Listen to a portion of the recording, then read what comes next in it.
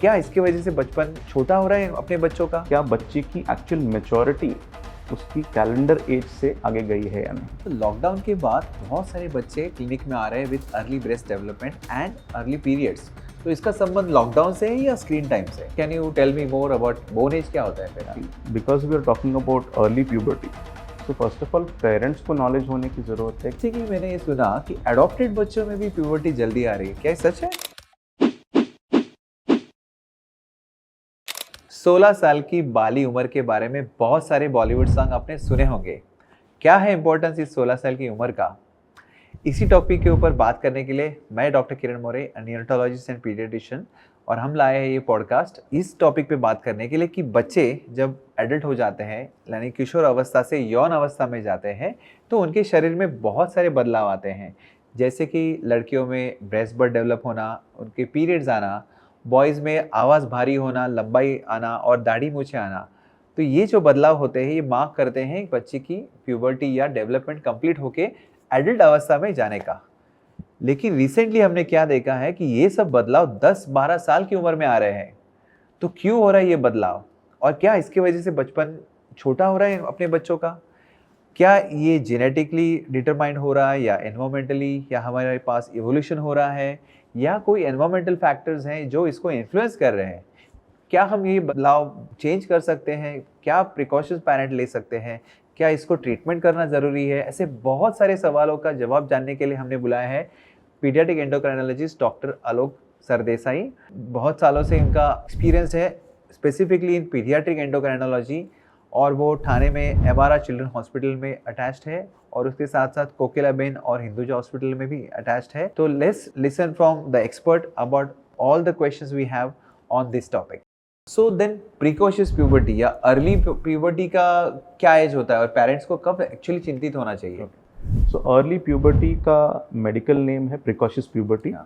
Girls में 8 साल से पहले अगर आप ब्रेस्ट डेवलपमेंट देखते हैं तो वो एक अर्ली प्यूबर्टी के साइन हो सकती है। Right. And menses starting before 9.5 years of age। Right. Okay.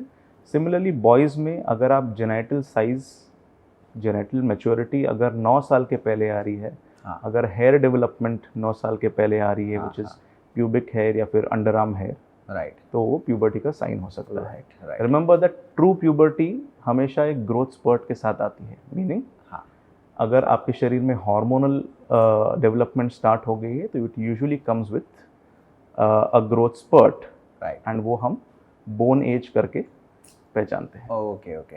So predict किया जा सकता है। So can you tell me more about bone age क्या होता है फिर?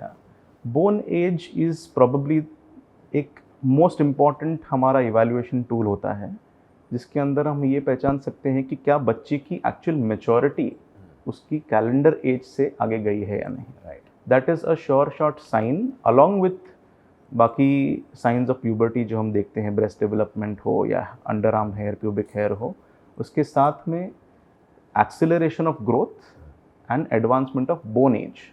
ये हमारे लिए कंफर्मेटरी साइन होती है कि शायद बच्चा प्यूबर्टी में है, एंड ये देखने के बाद ही हम ब्लड इन्वेस्टिगेशंस की तरफ बढ़ते हैं।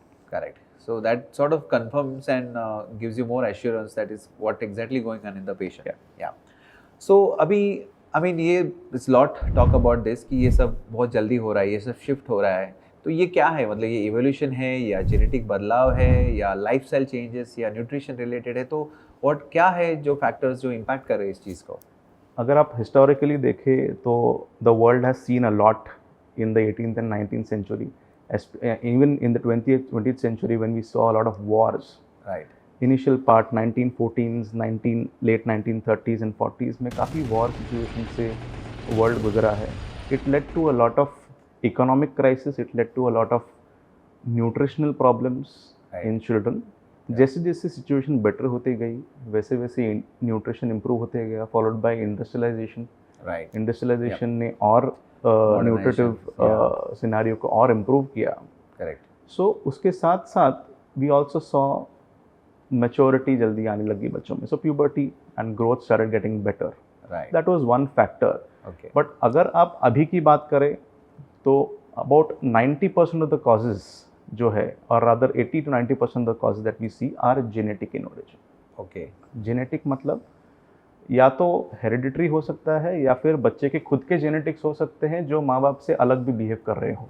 Right. Okay, those are most of the reasons are genetic in origin. Okay. इसके अलावा करंटली हम ओबेसिटी की प्रॉब्लम काफ़ी देख रहे हैं बच्चों में. Correct. Obesity because of lifestyle issues. Obesity भी जेनेटिक होती है but it is aggravated by bad lifestyle. Lifestyle मतलब जो चीज़ें बच्चे खा रहे हैं अभी, जितनी शुगर कंजम्पशन बच्चों को हो रही है, जितना स्क्रीन टाइम है, जितनी सीडेंटरी लाइफस्टाइल है, एक्टिविटी कम है, ये सारी चीज़ों के वजह से ओबेसिटी बढ़ रही है. And obesity is known to be a trigger for early puberty. Absolutely. So ये दो बहुत इंपॉर्टेंट फैक्टर्स है in initiation of puberty. Right. So I mean you are absolutely right. एक इवोल्यूशन तो ज़रूर हो रहा है. हम डेफिनेटली स्मार्टर जनरेशन बन रहे हैं, हमारा ब्रेन इवॉल्व हो रहा है. हम देखते हैं बच्चे भी माइलस्टोन बहुत जल्दी अचीव कर रहे हैं. 9 मंथ्स में बच्चा चल रहा है, जल्दी बोल रहा है, स्कूल में जल्दी फास्ट कर रहा है. हम देखते हैं बहुत बदलाव है. लास्ट 10, 20, 30 ईयर्स में इतना सारा बदलाव है. So definitely modernization and evolution is helping us. But this comes with this also that kids are getting mature earlier. So एक जेनेटिक और इवोल्यूशनरी बदलाव तो है, लेकिन आपने इंपॉर्टेंट हाईलाइट किया अबाउट दी एनवायरमेंटल फैक्टर. हमारी लाइफस्टाइल बहुत चेंज हो गई है जो शायद हेल्दी नहीं है. और आई थिंक इसके ऊपर बहुत सारे लोग बात कर रहे हैं एंड उसके बहुत सारे हेल्थ साइड इफेक्ट्स हैं. But one of the side effects is puberty. So maybe you can tell bit more about how obesity impacts puberty. मैं एक थोड़ा सा बैकग्राउंड देना चाहूँगा प्यूबर्टी का. हाँ. जब बच्चा ड्यूरिंग प्रेगनेंसी, जब माँ के यूट्रस में बच्चा होता है, राइट. उस टाइम पे भी बच्चे का प्यूबर्टल सिस्टम जो है वो एक्टिव होता है. Okay. Around the time of delivery जब प्लासेंटा काफ़ी मैच्योर हो गया होता है, प्लासेंटा में से ईस्ट्रोजन सिक्रेट होना चालू होता है. राइट. वो बच्चे के फीटस के सिस्टम को थोड़े समय के लिए शांत कर देता है. हाँ. जैसे ही डिलीवरी हो जाती है एंड प्लासेंटल ईस्ट्रोजन का इफेक्ट निकल जाता है, न्यूबॉर्न की प्यूबर्टल एक्सेस दोबारा स्टार्ट हो जाती है, जिसे हम मिनी प्यूबर्टी कहते हैं. Right. Mini puberty usually initial first 3 to 6 months के लिए एक्टिव रहती है. एंड देन जो एक्चुअल प्यूबर्टल एज होती है, जो 10 साल के बाद आनी चाहिए, उस स्टेज तक ये प्यूबर्टल सिस्टम पूरी तरीके से शांत रहता है, डॉर्मेंट रहता है. अभी काफ़ी रिसर्च के बाद भी ये शांत क्यों रह रहा है, ये पूरी तरीके से अब तक रिसर्च समझा नहीं पाई है. लेकिन अभी अगर आप देखेंगे हमारे खाने में, हमारे एनवायरनमेंट में कई सारी चीज़ें हैं जो हम वॉलंटरली या इनवॉलंटरली कंज्यूम कर रहे हैं. क्या वो इन फैक्टर्स को अफेक्ट कर रहे हैं क्या? जो सिस्टम आपकी प्यूबर्टी को सप्रेस करके रख रहा है?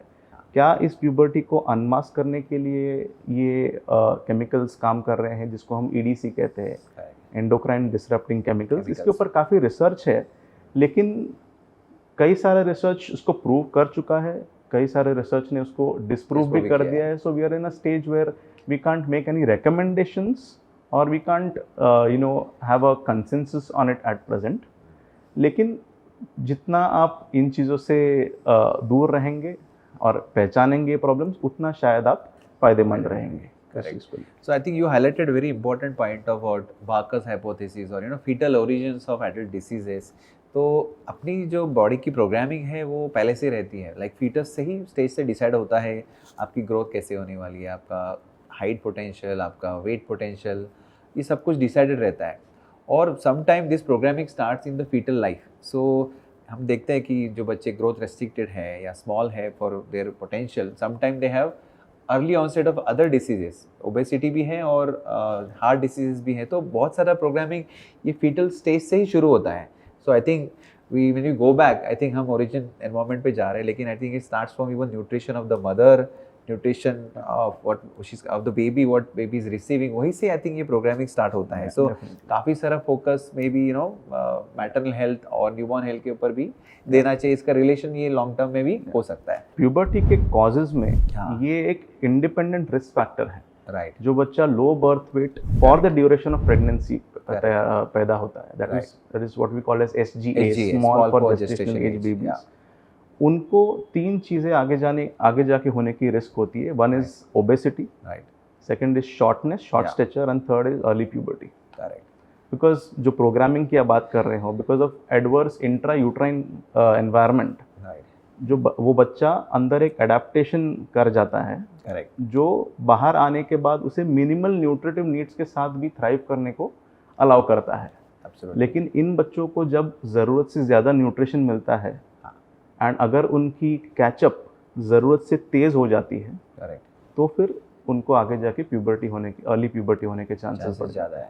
Correct, I mean that reminds me when I was in New Zealand we had a long term follow up study. So you said SGA, वैसे प्रीमेच्योर बेबीज भी बहुत बार they have long term effect. So small babies sometime they are premature, they are born early because they were not growing well inside the uterus. ये बच्चे आगे चल के इनको ओबेसिटी और अथेरोस्क्लेरोसिस, इनके जो aorta के जो थिकनेस है, इंटिमल थिकनेस भी ज़्यादा होता है। तो ये भी हमने एक्चुअली खुद स्टडी किया था एंड उनका बॉडी मास इंडेक्स भी स्टडी किया। So their BMI was slightly higher compare to their term counterparts. तो ये बहुत इंटरेस्टिंग है। सो यू नो इतना लॉन्ग टर्म इफेक्ट होता है कि 15 साल 20 साल तक और इवन 30-35 ईयर्स तक भी उसका इम्पैक्ट रह सकता है। तो ये प्रोग्रामिंग जो हो रहा है, तो हमको केयरफुल रहना है from the newborn period itself. So I think that's very important. This roots from problem which India faced a lot, which is malnutrition. India में बहुत ज़्यादा माल न्यूट्रिशन हुआ करता था कुछ डेकेड्स तक, इवन रिसेंट टाइम्स तक भी। सो गवर्नमेंट ने एंड पीडियाट्रिशियंस ने सारे पॉपुलेशन को मिलके समझाया कि बच्चे का वज़न बढ़ाइए, बच्चे का वज़न बढ़ाने के लिए न्यूट्रिशन पे केयर कीजिए। Okay? लेकिन अभी हम उस टाइम में नहीं रह रहे हैं। Now most families are doing all right, लेकिन ये जो थॉट है कि मुझे मेरे बच्चे का वज़न बढ़ाना है, वो थोड़ा सा अभी लगे पड़े हैं। हाँ, वो थोड़ा ओवरडू हो रहा है कुछ हद तक। So there is healthy weight gain जो बच्चा नेचुरली करेगा अगर उसकी डाइट सफिशिएंट है तो। करेक्ट, लेकिन एक अनहेल्दी वेट गेन हो जाता है जो ओवर जीलस एफर्ट्स करते हैं लोग बच्चों का वजन बढ़ाने में। तो ये जो preterms and SGA babies है उनको ज़्यादा उसका फर्क पड़ता है। So the weight gain doesn't translate into good health but it translates into disease. Correct, that is so a catch up growth जो हम कहते हैं एसजीए बेबीज में, करेक्ट, वो बहुत ही एडिक्वेट होना चाहिए। अगर ज़्यादा हो गया तो उसके आप प्रॉब्लम्स देखेंगे। नहीं, आई थिंक वेरी राइटली इसमें सोशल सराउंडिंग बहुत है कि घर में पेरेंट ग्रैंड पेरेंट बोलेंगे यार तू कुछ देती नहीं है, और खिला, तो that pressure is there. Plus social media pressure भी है। जब भी एडवर्टाइज देखते हैं कि हेल्दी बच्चा, तो हमेशा वो छवि दिखाते हैं कि there, so the ballpark is there. So every mother think कि मेरा बच्चा भी वो टीवी के एड वाला बच्चा जैसे बने। तो आई थिंक ये unnecessarily driving parents to feed the baby और ओवर फीड देम और give them lots of nutrition. हर एक जन ओपीडी में पूछते हैं कि मैं क्या सप्लीमेंट दूँ या क्या एक्स्ट्रा दूँ। एक्चुअली नॉर्मल डाइट इनफ है, बट वो माइंड में बैठा है कि नहीं मेरे बच्चे को मोटा करना है। So we whole 10 years they work for making their baby fat, और जब एडोलेसेंट बनते हैं तो then they work to become lean. Another very interesting fact is कि जब बच्चों के पेरेंट्स अपने फैमिली हिस्ट्री दे रहे होते हैं तो दे मेंशन हमारे घर में सारे हेल्दी ही है। अच्छा, they should be saying obese actually, but वो ओबेसिटी को हेल्थ से अभी भी कोरिलेट करते हैं। That is the problem. You don't look at obesity as a problem, you look at it as a positive sign. So correct. So I think that's very importantly we pointed out, and now I think we are last 10 years I'm seeing that people are going towards that fitness which is good. Which is good. I think that change has to come, and that needs to come from childhood. So I think that we need to focus on. So then maybe let's talk more on obesity. Directly क्या impact है obesity का, like क्या correlation है, and what is उसका पीछे का क्या science है? वेरी इंटरेस्टिंगली ओबेसिटी अगर आप देखें तो गर्ल्स में प्यूबर्टी को पोटेंशिएट करता है, ओके, बट बॉयज़ में उसका पैराडॉक्सिकल इफेक्ट देखा जा रहा है। Okay, why? बिकॉज हमारी जो प्यूबर्टल सिस्टम है, जो हार्मोनल सिस्टम है, उसको एक्टिवेट करने वाले जो केमिकल्स है उसमें से एक very important chemical is leptin. Okay, and leptin is produced in fat tissue जिसको हम एडिपोज टिश्यू कहते हैं। ओके, सो अगर आपकी एडिपोज टिश्यू बढ़ते जाएगी, सो लेप्टिन कॉन्सेंट्रेशन बढ़ने की वजह से आपकी प्यूबर्टल सिस्टम को, जिसको हम HPG एक्सिस कहते हैं, उसको एक ट्रिगर मिल जाता है स्टार्ट करने के लिए। That is one theory. Okay, but लड़कों में क्या होता है कि as long as the boy is overweight, कई बार प्यूबर्टल सिस्टम को थोड़ा सा बढ़ावा मिलता है, but as soon as the child gets obese, the boy gets obese, इसी फैट टिश्यू में आपका टेस्टोस्टेरोन जो मेल हार्मोन है वो ईस्ट्रोजन में कन्वर्ट होने लगता है बाय एरोमेटेज एक्टिविटी, जिसको हम एरोमेटेज एंजाइम कहते हैं। एंड वो उसकी मेल हार्मोन सिस्टम को थोड़ा सा सप्रेस कर देता है। So that could be a paradoxical effect जो हम बॉयज़ में देखते हैं, boys who are obese often come with delayed puberty, but girls with obesity come with early puberty. Correct. So obesity और फैट्स का एस्ट्रोजन के साथ बहुत डायरेक्ट कनेक्शन है, तो एस्ट्रोजन बढ़ेगा तो प्यूबर्टी जल्दी आएगी।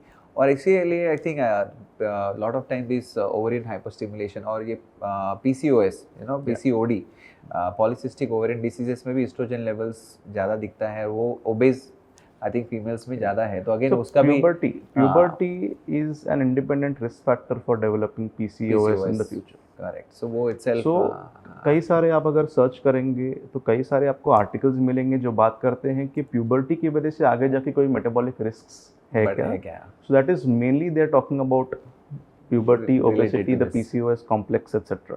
डाइट का और लाइफस्टाइल का क्या संबंध है, मतलब why what is direct impact? goes without saying, and it is just not because of puberty. Yeah. A healthy lifestyle is the basis of life. अगर आप आपकी लाइफस्टाइल हेल्दी नहीं है तो not just puberty, so puberty is a secondary reason, primary reason आपकी general metabolic health है। सो अगर आप उसके लिए भी केयर करेंगे, automatically you might find your self in a better position even with your pubertal system also. But funnily क्या है कि कई बच्चे जो ओबीज नहीं हैं उन्हें भी प्यूबर्टी होती है। Correct. जो बच्चे ओबीज होते हैं जिन्हें प्यूबर्टी स्टार्ट हो चुकी है तो वेट लॉस होने से प्यूबर्टी रुकती नहीं है। Correct. So it definitely acts as a trigger. You should avoid obesity by lifestyle modifications, but puberty may or may not halt with it. So उसे कई बार हमें मेडिकल ट्रीटमेंट देनी पड़ती है। Right. I mean before medical term क्या parents कुछ ऐसा कर सकते हैं कि थोड़ा बच्चों का लाइफस्टाइल मॉडिफिकेशन जिससे ये प्रिवेंट हो जाए, अर्ली प्यूबर्टी ना आए? Any measures we can take? No, I think you can just follow a good lifestyle, a healthy lifestyle. I don't think we are in a state to prevent puberty in any way, because it is multifactorial. बहुत सारे causes genetic है, बहुत सारे causes are related to your environment which is not in your control. हमने epigenetics के बारे में बात नहीं की, एक बहुत ही इंटरेस्टिंग टॉपिक है एपिजेनेटिक्स। मतलब जो आपकी जेनेटिक्स है वो आपकी एनवायरनमेंट किस प्रकार से रेगुलेट करती है, उसकी थियरी एपिजेनेटिक्स होती है। सो ये सारी चीज़ें these are beyond your control up to a certain extent. So it is very important कि you do your job of following a healthy lifestyle. If you enter puberty, detect it, get to the right medical practitioner, get it sorted early. Sometimes medical reasons होते हैं precocious puberty के, so then how you sort of handle it, or what could be the medical causes कि बहुत जल्दी puberty I with 5 years में, 7 years में? Yeah, medical causes maybe most problems are genetic. Okay. I am treating many 1-year-old children, girls who have entered puberty जिनका कोई cause नहीं मिला है। तो this is attributed to genetics. But most boys में अगर आप प्यूबर्टी जल्दी देखते हैं तो ऑलमोस्ट 50% बॉयज़ में आपको एक डिजीज़ रिलेटेड प्यूबर्टी देखने मिलती है। राइट। कई बार ब्रेन में ट्यूमर मिलता है जिसके वजह से आपकी प्यूबर्टल एक्टिवेशन स्टार्ट हो गई है। कई बार जिसे हम पेरिफेरल प्रिकॉशियस प्यूबर्टी कहते हैं, जिसमें आपके टेस्टिस में एक ट्यूमर मिलता है या फिर बॉडी के कहीं और पार्ट में ट्यूबर मिलता है जो आपको जल्दी प्यूबर्टल साइंस देता है। These are very rare things, लेकिन जब भी आप किसी डॉक्टर को दिखाने जाते हैं आपकी अर्ली प्यूबर्टल सिम्टम्स के लिए तो आपका डॉक्टर ये सारी चीज़ें रूल आउट कर देता है in the first go itself. That is a part of the protocol. और नहीं तो ये करना जरूरी है, एब्सोल्युटली। एंड एक फर्स्टली ये सारी जो प्रॉब्लमेटिक चीज़ें हैं एक बार they are out of the way, then your doctor will discuss with you कि किस प्रकार से आपकी इस प्यूबर्टल डेवलपमेंट को मेडिकली मैनेज किया जा सकता है।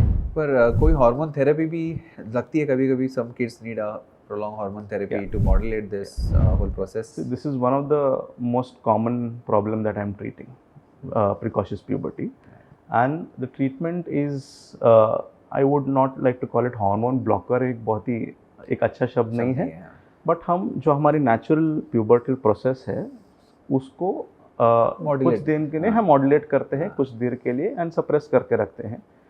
ये ट्रीटमेंट जो होती है वो ऑब्वियसली इंजेक्शन के फॉर्म में होती है, आइदर 1 मंथली या 3 मंथली प्रिपरेशंस होते हैं। The best part about this treatment is कि ये प्रोसेस रिवर्सिबल होता है। मतलब आपके इंजेक्शंस जो है उसका असर लिमिटेड पीरियड तक है। ओके, जैसे ही आपने अगला कर दिया, इंजेक्शन नहीं नहीं दिया दिया। आपकी बॉडी टेक ओवर कर जाएगी एंड उस प्यूबर्टल प्रोसेस को दोबारा बढ़ाएगी। So it is important that आपका इवैल्यूएशन सही हो, आपकी ट्रीटमेंट सही टाइम पे स्टार्ट हो, बराबर से मॉनिटर्ड हो, रेगुलेटेड हो एंड आप सारी जानकारी आपके डॉक्टर से लीजिए and only then go ahead with treating. But it is a fairly safe treatment, उसके कोई मेजर इफ़ेक्ट्स प्रॉब्लम्स देखे नहीं गए हैं। जो भी कुछ थोड़े साइड इफ़ेक्ट्स अगर आप पढ़ते हो उस बारे में तो आप अपने डॉक्टर से इसके बारे में डिस्कस कीजिए। पेरेंट्स बच्चों को कैसे प्रिपेयर करना चाहिए to getting into the adolescent, specially females के ऊपर हम ज़्यादा फोकस करते हैं, मेल्स को भी प्रिपेयर करना चाहिए, तो क्या स्पेसिफिक प्रिकॉशन हम कर सकते हैं या prepare? I think because we are talking about early puberty, so first of all parents को नॉलेज होने की ज़रूरत है कि अर्ली प्यूबर्टी क्या है, like we discussed. Okay, early puberty अगर स्टार्ट हो जाती है, a very important point that we didn't discuss is final height छोटी रह जाना। हाँ, करेक्ट। जब हम बोन एज की बात कर रहे थे, बोन एज का इंपॉर्टेंस क्या है? देखिए, एक लड़की ग्रो करती है बोन एज 14 ईयर्स होने तक, एक लड़का ग्रो करता है बोन एज 16 ईयर्स होने तक। करेक्ट। जब आप एक 8 साल के हो, आपकी बोन एज इजीली 10 साल के ऊपर चली गई है अगर आप अर्ली प्यूबर्टी में हो। ओके, तो आपकी ग्रोथ की पीरियड शॉर्ट हो जाती है एंड भले ही अभी आप टॉल लग रहे हो एज अ चाइल्ड, बिकॉज आपकी बोन एज ज़्यादा मैच्योर्ड है, आप ज़्यादा मैच्योर्ड है बाकी बच्चों के हिसाब से, लेकिन बिकॉज आपकी ग्रोथ की पीरियड छोटी हो गई है, आप फाइनली एक शॉर्ट एडल्ट जैसे रह जाते हो। Correct. So that is one very important thing कि आप प्यूबर्टी को राइट टाइम पे डिटेक्ट कीजिए। बिकॉज कई बार मेरे पास पेशेंट्स आ जाते हैं 13-14 ईयर्स में जिनको ऑलरेडी मेंसेस 10 साल में स्टार्ट हो गए हैं और कहते हैं कि अभी हाइट नहीं बढ़ रही है, their bone age is already 15-16। So a bone age है, you can't reverse time. So it is very important to intervene in a timely manner. Correct. So I mean, it's the other way around. My daughter's younger one's puberty has not started, and her friend's puberty has started. So I tell her, good, you have got an advantage that your bone age is behind. So don't be. You are a shorter right now, but you will have your growth spurt. Eventually, you might be taller than her. So again, it's not a comparison, but again, this preparation is important for both those who are getting late puberty or those getting early puberty. They need to understand how this puberty coincides with their heights and everything, because ये बहुत psychological impact बहुत होता है, especially adolescence में this peer pressure, this comparisons बहुत होते हैं। तो अपने बच्चे को सही तरह से प्रिपेयर करना और उनका एग्जैक्ट कौन सा स्टेज ऑफ प्यूबर्टी है ये जानना भी ज़रूरत है। इसलिए आई थिंक एंडोक्राइनोलॉजिस्ट के पास या पीडियाट्रिशियन के पास जाके रेगुलरली ये सब टॉपिक्स पे डिस्कस करना ओपनली भी ज़रूरी है। तो I think it's a very good point to be highlighted because it has a lot of psychological impact on the growing adolescents. तो लॉकडाउन के बाद बहुत सारे बच्चे क्लिनिक में आ रहे हैं with early breast development and early periods, तो इसका संबंध लॉकडाउन से है या स्क्रीन टाइम से? स्क्रीन टाइम काफ़ी बढ़ चुका है बच्चों का, स्पेशली कुछ टाइम पहले हम लॉकडाउन में थे। लॉकडाउन एंड जो कोविड का प्रॉब्लम पैंडमिक था उस टाइम पे काफ़ी ज़्यादा स्क्रीन एक्सपोजर सभी का स्टार्ट हुआ है एंड उस टाइम पे काफ़ी ज़्यादा रिसर्च किया गया कि क्या स्क्रीन टाइम से हेल्थ हज़ार्ड्स हो रहे हैं। तो उसमें एक बहुत ही इंटरेस्टिंग पॉइंट मिला है जो है लो मेलाटोनिन लेवल्स का। मेलाटोनिन आपका स्लीप हार्मोन है and poor sleep hygiene and altered melatonin levels का प्यूबर्टी से लिंक पाया गया है अर्ली प्यूबर्टी से। It can trigger early puberty and anyway when you are on the screen आप ज़्यादातर सीडेंटरी रहते हैं जो आपकी ओबेसिटी बढ़ाता है and obesity in turn puberty को भी बढ़ावा देता है। So that way also screen time is detrimental. Another interesting thing is कि हमारे ब्रेन में सारे प्रोसेसेस न्यूरोट्रांसमीटर्स सारे प्रोसेस करते हैं। जो भी मैसेजेस है वो न्यूरोट्रांसमीटर्स जो केमिकल्स होते हैं, कुछ एक्साइटेटरी न्यूरोट्रांसमीटर्स होते हैं, कुछ इनहिबिटरी न्यूरोट्रांसमीटर्स होते हैं। कई बार जो हम कंटेंट कंज्यूम करते हैं वो हमारे ब्रेन में कई बार ये न्यूरोट्रांसमीटर लेवल्स को चेंज करके ये क्या देख रहे हैं उसका भी इम्पैक्ट है। This is all theoretical. इसको प्रूव करना अभी बाकी है, लेकिन ये थियोरेटिकल पोस्टुलेटेड थियरीज वगैरह है। बट ये सब of course we can avoid all of this and keep our children away from the screen as much as possible. Correct. तो I mean, in fact Indian Academy of Pediatrics ने guidelines भी दिए हैं कि screen time आप below 2 years तो zero होना चाहिए। screen time आप कितना रख सकते हैं बच्चों के लिए, so that is definitely something which you should follow. So apart from refractive errors, obesity, but impact on puberty is also important. So stay away from screen will be the message you want to give to the parents. Absolutely. अच्छा, interestingly मैंने ये सुना कि adopted बच्चों में भी puberty जल्दी आ रही है, क्या ये सच है? ये बहुत ही इंटरेस्टिंग पॉइंट की बात की है आपने। ये बहुत ही फ्रीक्वेंटली देखा जाता है कि अडॉप्टेड बच्चा पेरेंट्स लेके आते हैं जल्दी प्यूबर्टी के साथ में। सो इसके पीछे ये थियरी है कि जब बच्चा initially first few years of life में जब निगलेक्टेड रहता है, देयर इज साइको सोशल डिप्राइवमेंट, उससे जब इमीडिएटली बच्चे को एक बेहतर एनवायरनमेंट में लेके जाते हैं तो उनके neurotransmitter changes, probably neurotransmitter changes की वजह से जल्दी मैच्योरेशन होने के चांसेस होते हैं। ऑल्सो बेटर न्यूट्रिशन भी मिलती है उन्हें। Again we have already discussed nutrition and weight gain as a cause of early puberty. So लेकिन ये काफ़ी फ्रीक्वेंटली देखा जा रहा है in adopted child coming with early puberty. Interesting. अच्छा, कुछ बच्चे पहले से ही टॉल होते हैं, मे बी पेरेंट्स की वजह से, क्या उनमें ये प्यूबर्टी जल्दी आने का चांस होता है? In fact this is one of the commonest presentations जो मैं देखता हूँ। जब बच्चा, हम पूछते हैं जनरली हिस्ट्री में पूछते हैं कि क्या बच्चे को ग्रोथ स्पर्ट मिली है, हाँ, तो कई पेरेंट्स कहते हैं कि स्पर्ट तो नहीं है, ये पहले से ही टॉल है। है। So there is an entity called CAG, constitutional advancement of growth, right, जो इनिशियल पीरियड्स ऑफ लाइफ रहता है, जो फर्स्ट 2 और 3 इयर्स में बच्चा क्लाइंब कर जाता है and he spends his most of his childhood as a tall child, tall for the parents. Okay, अगर आप ग्रोथ चार्ट पे देखें हाँ, तो परसेंटाइल, हाँ, मिड पेरेंटल हाइट से काफ़ी ऊपर होता है। And these children are very often found to have an advanced bone age एंड वो कई बार स्केलेटल मैच्योरेशन के पाथवे से आपकी प्यूबर्टी जल्दी ट्रिगर कर जाता है। इंटरेस्टिंग। सो कॉन्स्टिट्यूशनल डिले हो सकता है, वैसे एडवांसमेंट भी हो सकता है। Absolutely, that's good. Wow, that's great. It was really great discussion doctor Alok. We have shared so much of information, बहुत सारी जानकारी मिली हमारे पेरेंट्स के लिए।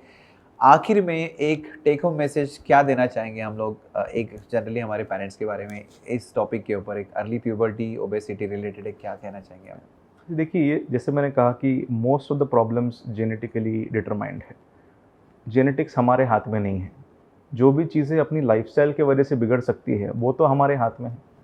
सो अपनी लाइफस्टाइल सही रहना बहुत इंपॉर्टेंट है। इसके लिए मैं एक सिंपल रूल बताना चाहूँगा जो अमेरिकन एकेडमी ऑफ पीडियाट्रिक्स ने दिया है to prevent obesity, which is the 5-2-1-0 rule. So it says 5 servings of vegetables and fruits in a day, less than 2 hours of screen time, 1 hour of physical activity, and zero consumption of sugary drinks, especially in Indian setting, sugar and maida. So, you know, cakes, biscuits and all of that. So especially, even if you stick to this, you are through. But ये जितना सुनने में आसान लग रहा है वो उतना करने के लिए बहुत डिसिप्लिन रहने की ज़रूरत है। So I think every family, every parent, while they are parenting, should focus a lot on disciplining. Correct. See, loving your child is one thing, spoiling your child is another thing. Absolutely. I think so. Healthy doesn't mean obesity. That is a take-home message. You don't need a chubby child. You need a lean and healthy child, and that will take care of lot of problems, including the problem of puberty, which we were talking today. Thank you very much, Dr. Alok. It was really interesting, a lot of information, and thank you for sparing your time. We'll have another interesting session with neonatal endocrinology in future. Absolutely. Okay. Thank you so much for having me. Thank you.